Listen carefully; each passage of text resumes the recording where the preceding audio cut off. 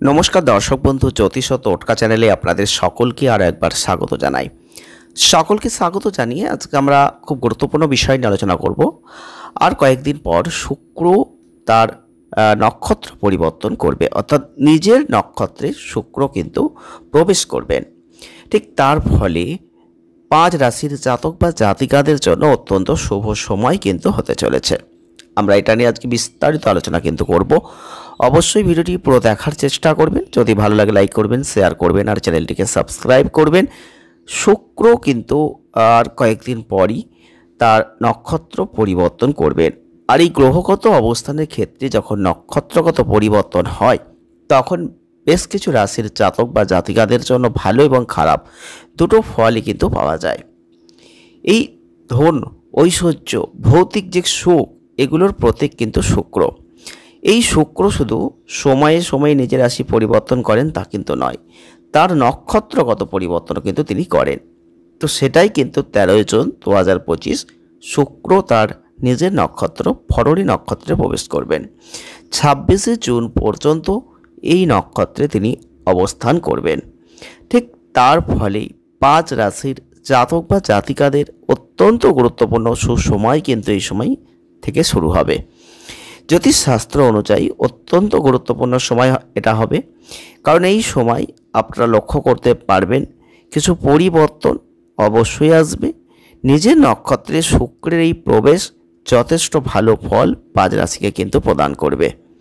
কোন 5 রাশির জাতক বা জাতিকাদের জন্য সেটা অত্যন্ত ভালো, সেটা নিয়ে আজকে আমরা বিস্তারিত আলোচনা করব।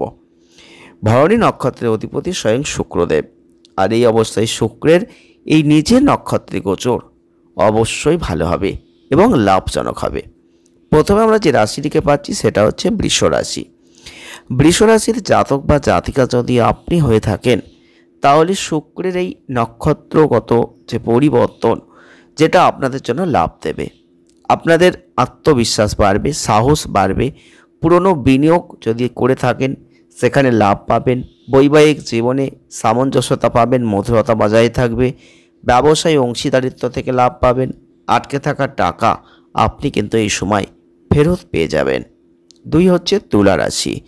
তুলা রাশির জাতক বা জাতিকাদের জীবনে কিন্তু একটা পজিটিভ পরিবর্তন আসবে। শুভ সংবাদ আপনারা পাবেন। সম্পত্তি বা গাড়ি কেনার যোগ আছে। পরিবারে কোনো মাঙ্গলিক অনুষ্ঠান হতে পারে। ব্যবসায় সাফল্য, নতুন পরিকল্পনা থেকে লাভ, এগুলো কিন্তু আসবে। আয়ের নতুন উৎস তৈরি হবে।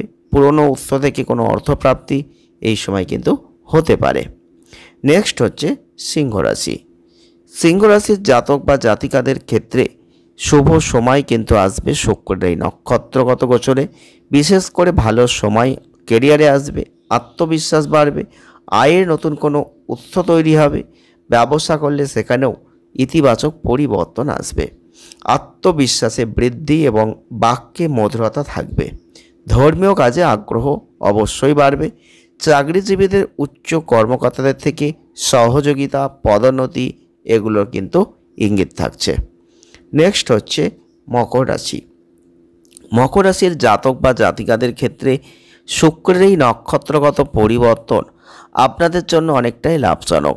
আর এখান থেকে ব্যবসায় প্রচুর আর্থিক উন্নতি আছে। চাকরিজীবীদের জন্য পদোন্নতির যোগ আছে।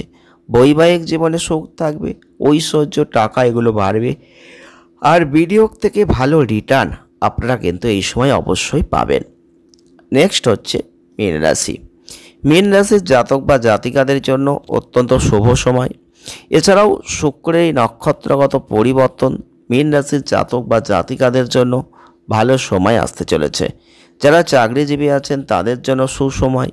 ব্যবসা করছেন এই সময়ে প্রচুর আর্থিক লাভ পাবেন। ব্যবসা ক্ষেত্রে আর্থিক সম্প্রসারণ হবে। বাড়ি পরিবারে অর্থের অবস্থা আগের থেকে ভালো হবে। শ্বশুরবাড়ির থেকেও কিন্তু আপনারা এই সময় লাভ পেতে পারেন। তো এই ছিল সেই 5 রাশি যাদের জন্য অত্যন্ত ভালো সুপ্রভাব শুক্রের কিন্তু নক্ষত্রগত গোচরের ফলে হবে। ভিডিওটি আজ এ পর্যন্তই। দেখা হবে নেক্সট ভিডিওয়। ভালো থাকবেন, সুস্থ থাকবেন, আনন্দে থাকবেন। ধন্যবাদ।